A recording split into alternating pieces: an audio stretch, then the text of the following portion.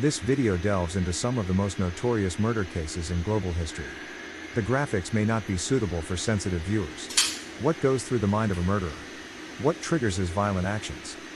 These are the common questions being raised when we talk about serial killers.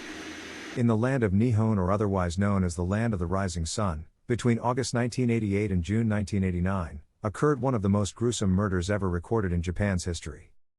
Born in 1962, Tsutomu Miyazaki harbored an unnerving fascination with pornography and anime that consumed his young mind.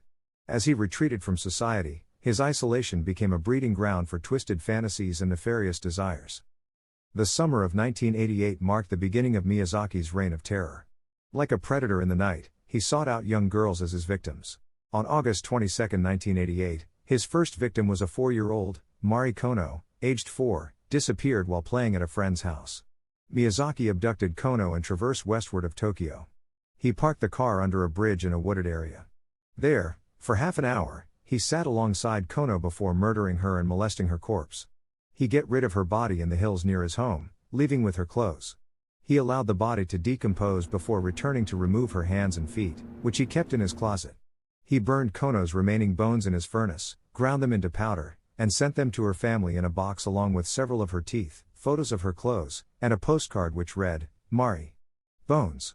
Cremated. Investigate. Proof." Over the next year, Miyazaki continued his spree, luring, kidnapping, and killing young girls, often sexually assaulting and mutilating their bodies. His crimes included vampirism and preserving human body parts as his trophy.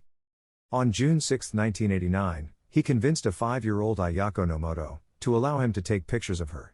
He then led Nomoto into his car and murdered her. Miyazaki took the corpse into his apartment and spent the next 2 days engaging in sexual acts with it, taking photos and video of the remains in various positions.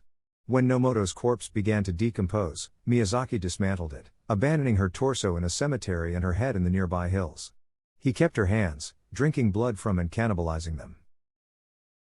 However, in July 1989, he made a mistake by leaving his car at a crime scene, which led the police to his home.